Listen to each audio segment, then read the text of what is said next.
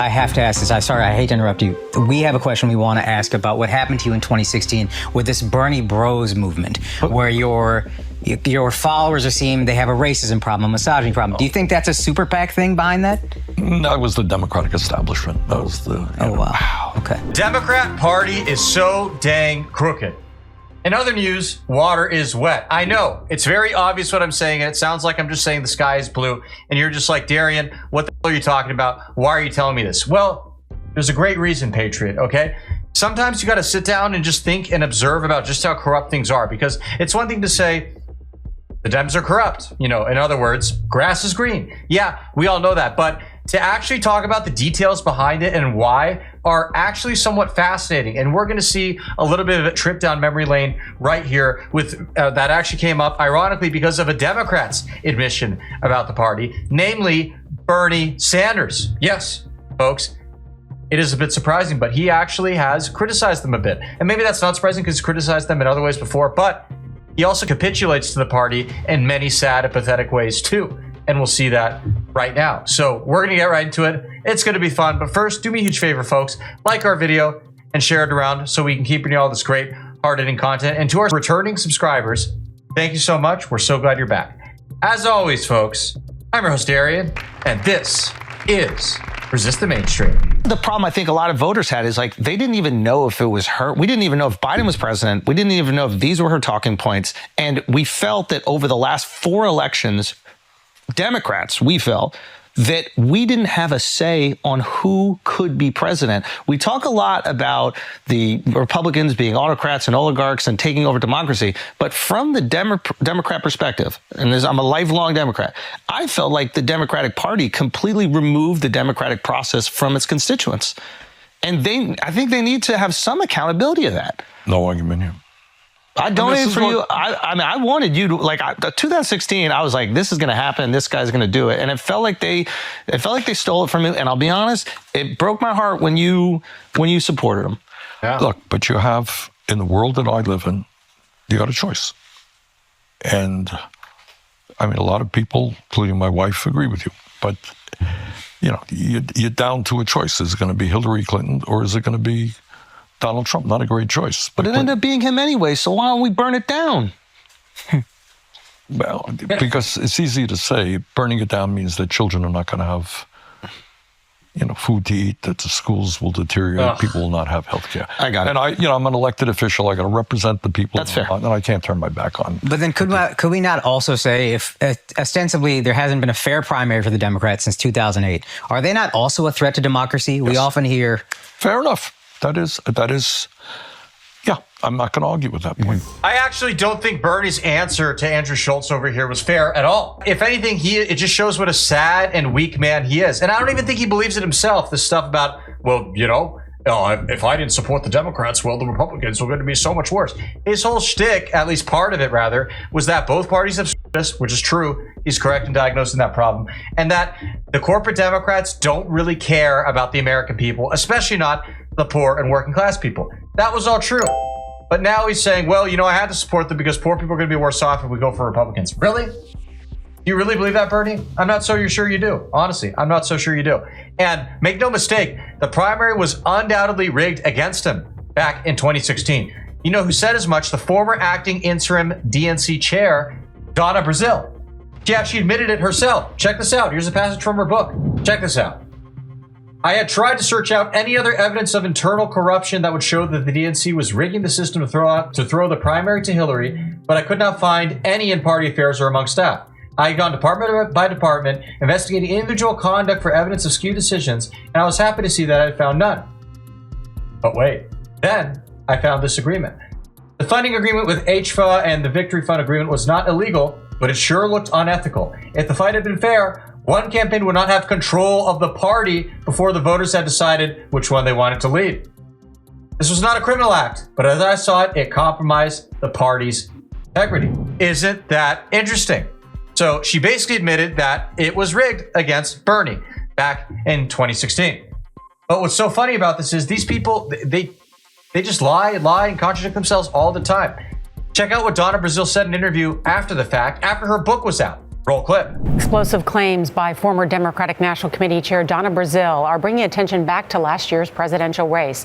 In a new book, Brazile reveals the DNC struck a deal with Hillary Clinton's campaign in August 2015. It traded strategic and financial control of the committee for fundraising and investment. In response, President Trump, Democratic Senator Elizabeth Warren, and others claimed the 2016 Democratic Party system was rigged.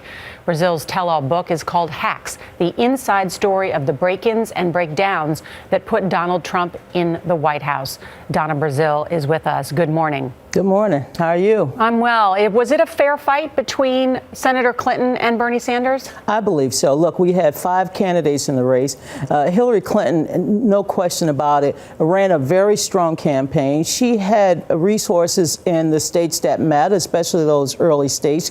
She won 3 out of the 4 early states, and she went on to win more votes than Senator Sanders. But my purpose in looking into what happened was to find out if anything happened that we did not anticipate. And what I learned was there was a memorandum of understanding in addition to the joint fundraising agreement that hampered the DNC's ability to control its communication and some of its financial investments. Well, and I pointed that out. Wow.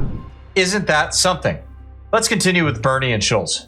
I have to ask this. I hate to interrupt you. We have a question we want to ask about what happened to you in 2016 with this Bernie Bros movement, where your followers are seeing they have a racism problem, a misogyny problem. Do you think that's a super PAC thing behind that? That was the Democratic establishment. That was the. Wow. Okay. That was just, they were sitting there. We had a lot of young people. We had people of color, and they create this kind of myth with the help of the corporate media and all that stuff. It's kind of interesting to that note is during this election, the podcast space, which the Democrats largely avoided, they feel had some influence in the election, and they started to label us the podcast bros and said that we were sexist and we were racist and bigoted.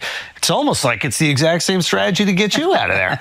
I bet many of these Bernie bros, podcast bros, whatever you want to call them, ultimately decided to vote for Trump, or at the very least sit out and not vote Democrat because of what the party did to Bernie Sanders. It was absolutely despicable. And Bernie, like the weakling he is, just put up with it and said, no, it's fine. Endorse the Democrats.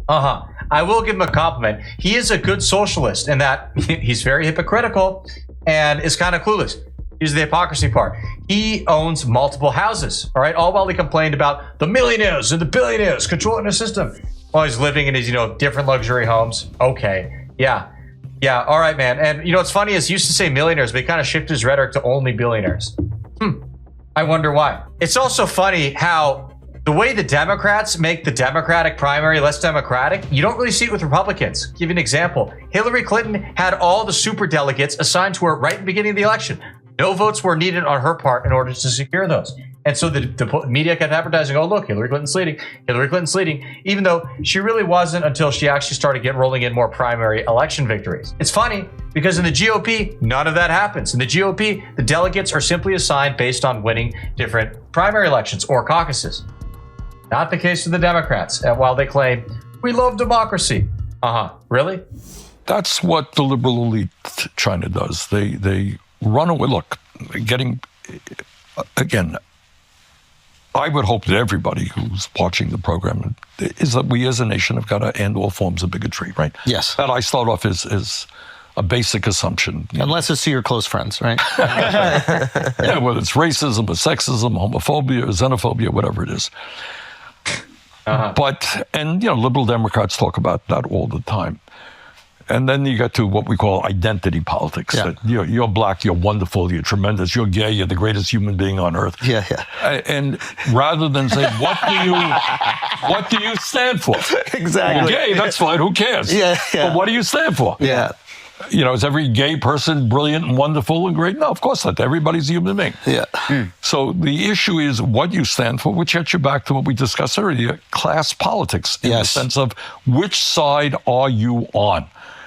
Are you going to stand with working families? Are you going to raise the minimum wage to a living wage or not? Are you going to fight to guarantee health care to all people or not? Are you going to demand that the wealthiest people start paying their fair share of taxes or not? Those are the issues. And no one cares what color you are, you know, what your gender is, et cetera, et cetera. Notice how Bernie mentions the working people, yet he backed Hillary, who clearly didn't give you know what about working people, whereas Trump made that a large part of his campaign, especially in 2016. Bernie, I'm not saying you had to endorse the big orange Donnie T, but you could have at least just sat this one out, especially after what they did to you. But I don't know, man. Oh, well, you do you, I guess. With all that being said, Patriots, thank you for tuning in. We truly appreciate it. As always, comment below.